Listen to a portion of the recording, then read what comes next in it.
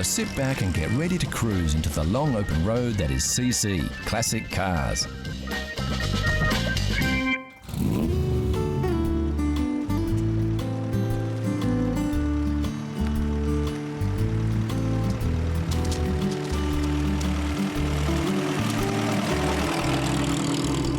Few cars evoke the kinds of emotions that this classic British roadster induces with its nod to the early beginnings of open-top motoring. And it could be considered an accident that this beautiful MGTC, also known as the MGTC Midget, is even in the category of classic cars.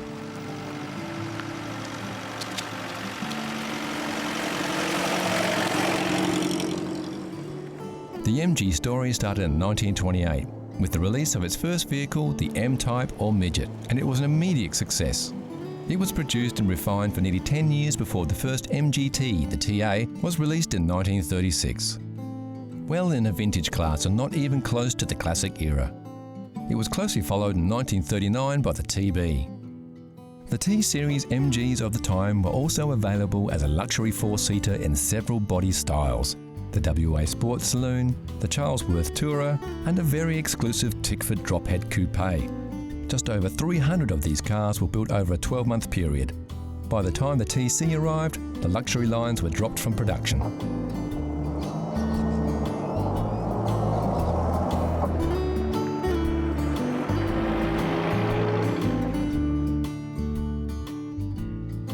Like most car manufacturers of the time, the war put the brakes on any new car models. And the post-war industry was simply a matter of dusting off old designs and going back into production.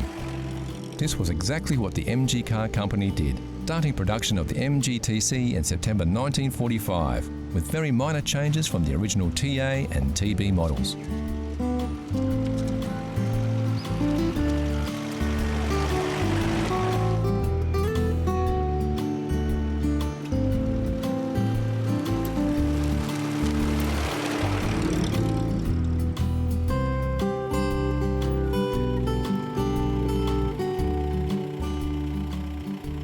The TC was a pre-war car in a post-war market, and management at MG didn't have any high hopes for its success, but forged ahead anyway while they worked on designs for future models. Surprisingly, the MGTC was a hit with car buyers. While the USA was producing large and quiet, comfortable rides with loads of power, the MGTC was a loud, small-engined fun machine and was considered a real driver's car. This reputation led to the TC being the most successful car to come out of the MG plant since its inception in 1928. Exactly 10,000 production versions of the MGTC were produced from September 1945 to November 1949, a larger number than any previous MG model. It cost £527 on the home market in 1947, which would be about £21,000 in today's currency, or about $33,000 US. Many of the TCs were exported from the UK to the USA, even though it was never built in a left-hand drive configuration. The version of the TC exported to the USA did have some minor differences. The headlights were slightly smaller and were a sealed beam variety to meet US safety regulations. The twin rear lights were larger for the same reason. The US also demanded turn signals or indicators for local registration. To top it off, the US TCs also featured chrome bumpers as standard.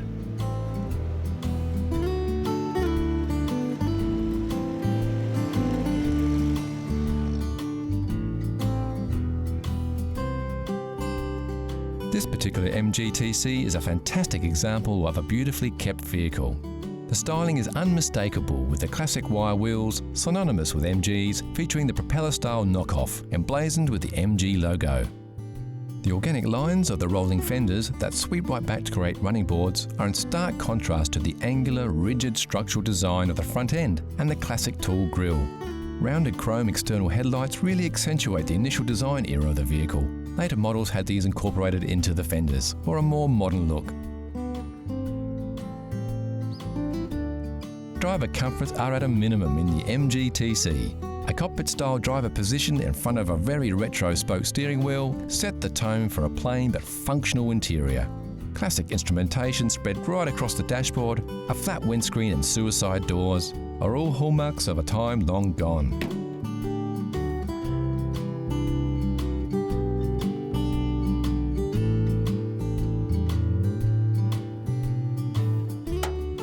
hood, the MGTC was no muscle car, using the same power plant as the Morris 10. This was the X-Pac engine first released in the late 1930s. Featuring 4 cylinders at 1250 cc's. With overhead valves, it produced a modest 54.5 horsepower at 5,200 RPMs. It was a reliable workhorse though, and had enough juice to keep the driver in that low cockpit flying around the corners.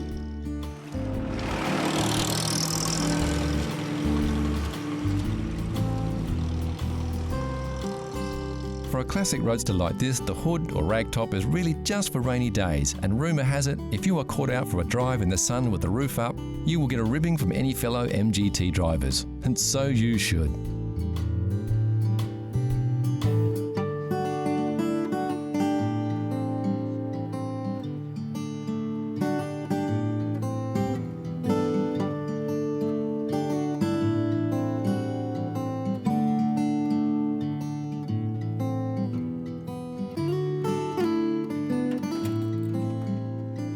The MGT stayed in production until 1955. Over 56,000 cars, and 21 years later it was replaced by the MGA.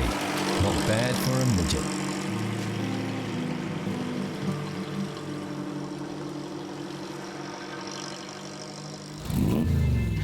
Here's a challenge for all you classic car fans. Know Your Chrome gives you a peek at some close-ups of classic chrome. Look at the shapes. Do you recognise the lines? Can you tell which car sports this shiny styling? It's too early for clues, but we can tell you it's a car, it's a classic, and it's very, very cool. Look closely, and we'll give you more hints later in the show. Next on CC, the Classic Car Show. An exciting way to land yourself a classic car. A great Jag of tomorrow, and our buyer's guide to Porsche.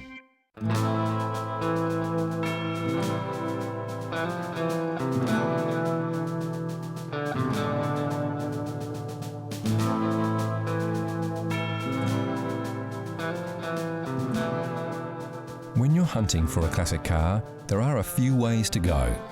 Classics are categorised into 3 classifications that describe the condition of the vehicle. There's original cars, restore cars, and barn finds.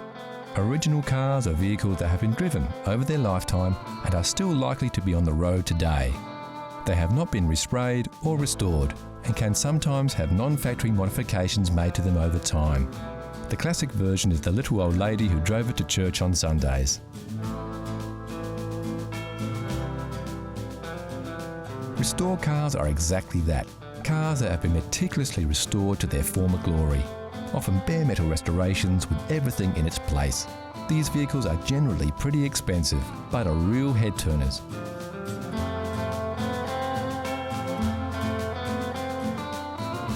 There is, however, a much more exciting way to land yourself a classic car.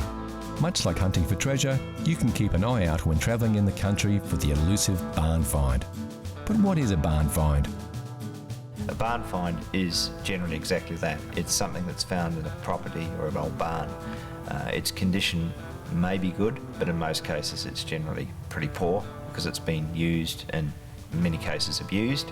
You have to remember these cars have probably gone through many hands before they've finally ended their days sitting in a barn. The barn find can be an exciting experience. It's not unusual to discover more than one car in a large barn, and sometimes they are in excellent condition. More often than not though, the barn finds are a whole lot of hard work. The general state of a barn find can be not too bad if it's been kept or at least preserved to some extent by sitting in the barn. However, in many cases it may mean that there have been rats inside the car and they've eaten the upholstery, they've laid nests in the upholstery. In some cases other wild animals have got into the car, or in some cases people have taken the doors off and allowed the car to be used as a sort of chook shed or something. So the interior of the car can be in a really, really appalling condition. The exterior of the car might not be too bad, but then again, if it's had years of rust, etc., then it's decayed quite a bit.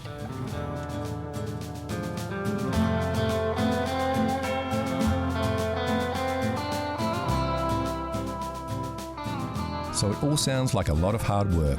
Surely it would be better to get hold of a running classic and restore it from there. Well, not always. The advantage of finding a barn find is in many cases you will get an unmolested car, hopefully, in which case it has all what's known as jewellery, which is all the chrome work, etc., still with the vehicle. Obviously, the most desirable barn finds are those cars that are considered to be very desirable, like Bugattis or Rolls-Royce, etc. And in some cases, people do find them in barns. In some cases, people have opened a barn and literally found a car that is very, very desirable. In America particularly, they have found what were known as concept cars that were produced by car companies as a one-off, shown at a motor show, and then in theory they were scrapped, but in reality they weren't. And some people have had the luck of opening a barn and finding a concept car, which is unique. It's a one-off. We don't condone snooping around other people's property though. If you do spot a car that you would like a closer look at, you need to contact the property owner to organise a closer inspection, like we did with these beauties.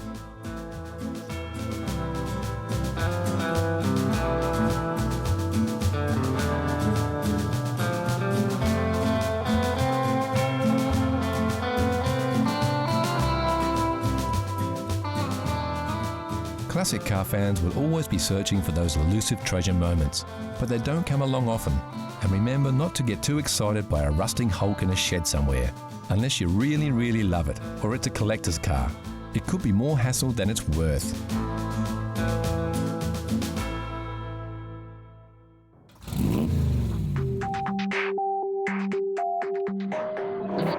Today's Classic of Tomorrow is from a British car maker with an enviable list of true classic cars under its belt.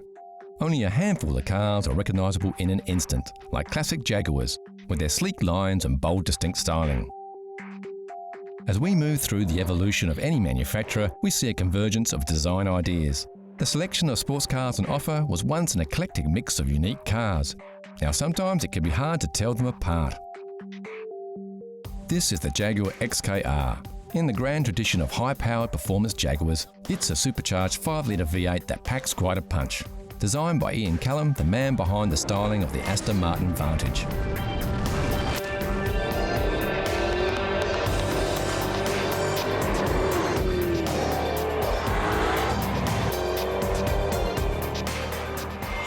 So how much does it cost to buy a performance car of today that will be a classic of tomorrow? Around £60,000, or about $95,000 will get you a new one. It will depreciate in value fairly quickly, but hold on to it and look after it, and you will have a classic of tomorrow. You might just have to wait about 40 years. 40 years of fun driving though.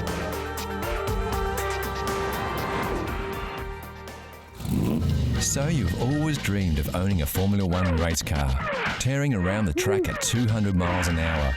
But maybe you just don't have the millions to spare. So it's time to look for something a little more practical that will still fuel your high-octane dream, like a Porsche 911. Yeah. We took a look around to see just how deep your pockets need to be to get behind the wheel of one of the most successful competition cars of all time. Since its introduction in 1963, the Porsche 911 has undergone continuous development, but the basic concept has remained the same, with its rear-engine design and independent rear suspension. The most notable change was the introduction in 1998 of a water-cooled engine, replacing the previously air-cooled power plant. Although there are always many risks that require thorough research when buying second-hand cars, many Porsche 911 owners are generally enthusiasts who have taken good care of their vehicles. Woo!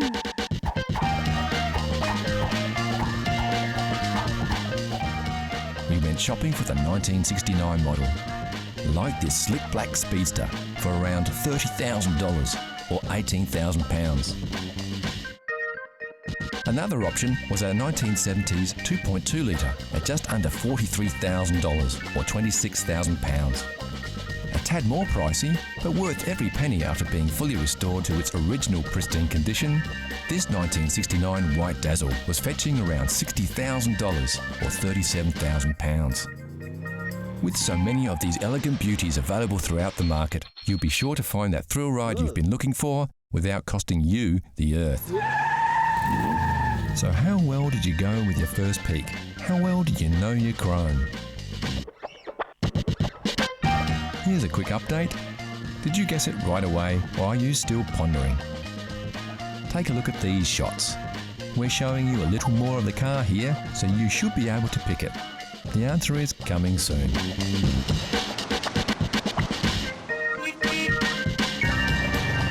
Next on CC, Classic Cars, we reveal the Know Your Chrome mystery car and then go for a cruise in some classic American monsters. So how well did you know your Chrome? If you said it was a Maserati Merak, you would be right. Introduced in 1972, the V6 Maserati Merak was a cheaper, lighter and less powerful version of the Maserati Bora.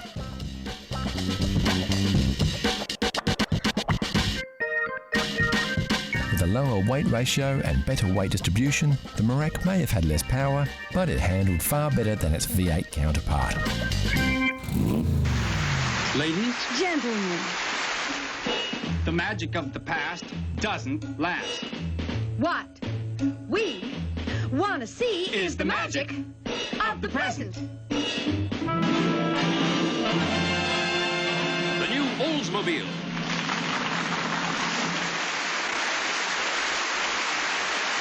You will be enchanted by its comfort and power. In this car, you feel like everything's coming up roses.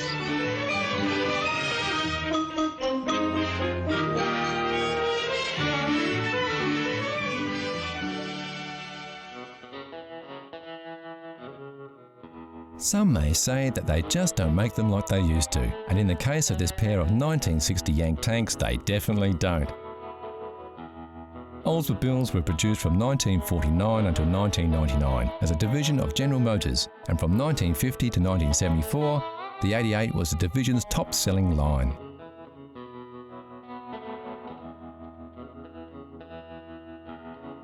This is Yank 60, a 1960 Oldsmobile Dynamic 88 four-door sedan. It comes with a veranda roof. And this is Tank 60, also a 1960 Oldsmobile Dynamic 88, but this is the sportier two-door coupe. Both Yank and Tank are fourth-generation 88s, and the pride and joy of father and son team, John and Scott Clisby. I've had the Oldsmobile for probably 10 years now. Bought it locally. My father's was actually a 50th birthday present, so he's had his for about 10 years as well. So yeah, it's quite good fun. Almost matching cars, same year, same make, same model. The fourth generation models were completely restyled by General Motors with a longer, lower and wider body, which was promoted as the linear look by the American manufacturer. Other changes included a new grille and taillights, a revised rear design and a modernised instrument panel. These cars were built for cruising, with a soft suspension and turning circle of a jumbo jet, and a larger-than-life personality.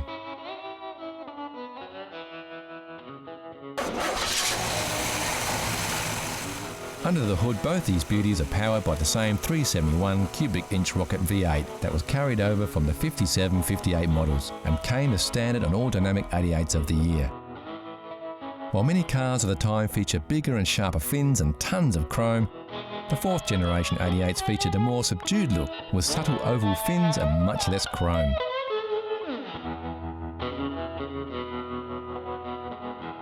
Yet both these cars, with their sharp 60s stylings, still make their own undeniable statement to the world. Yeah, probably if you're looking to buy one today, you're probably looking around $20,000 to buy one. As far as worldwide production figures, I think they only made around the 50,000-60,000 for the year. So again, it's not a huge volume, but yeah, a few of them have still survived and a few are still going.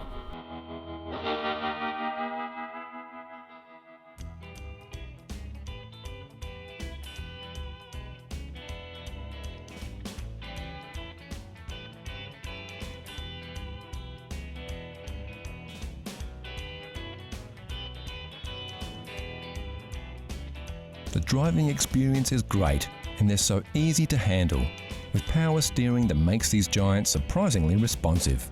They're also very comfortable, with a 6-way power seat that adjusts your driving position backwards, forwards, up or down, a feature not fitted as standard on many modern cars.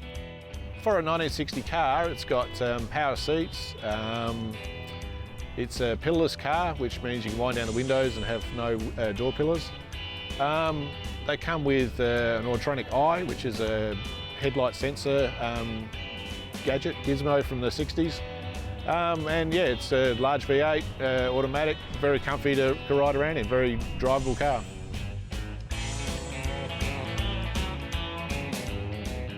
As far as maintenance goes, most of the drivetrain is American and available. Body parts are a bit harder to find, and you'll need to source those from the States if you have to.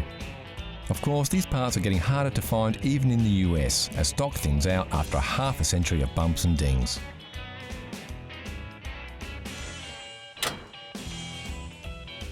General tuning and maintenance is pretty straightforward though, and you should be able to get most components over the internet or even locally.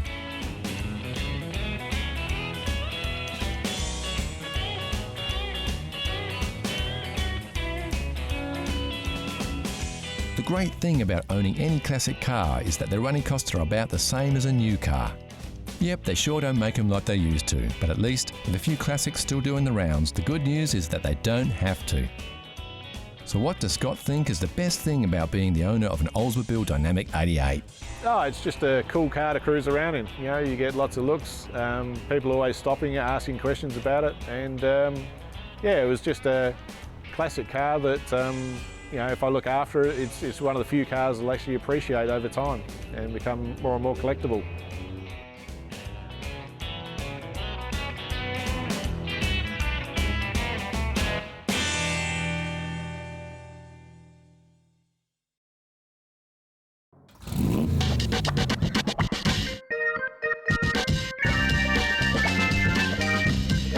Classic cars are everywhere, from the much-loved runabout to the rare and valuable collector's items.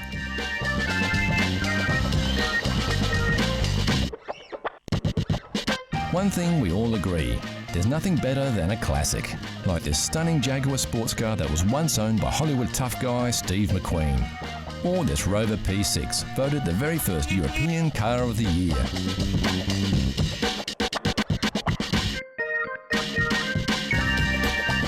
Of course, you don't have to be rich to drive a classic. You just have to love classic cars.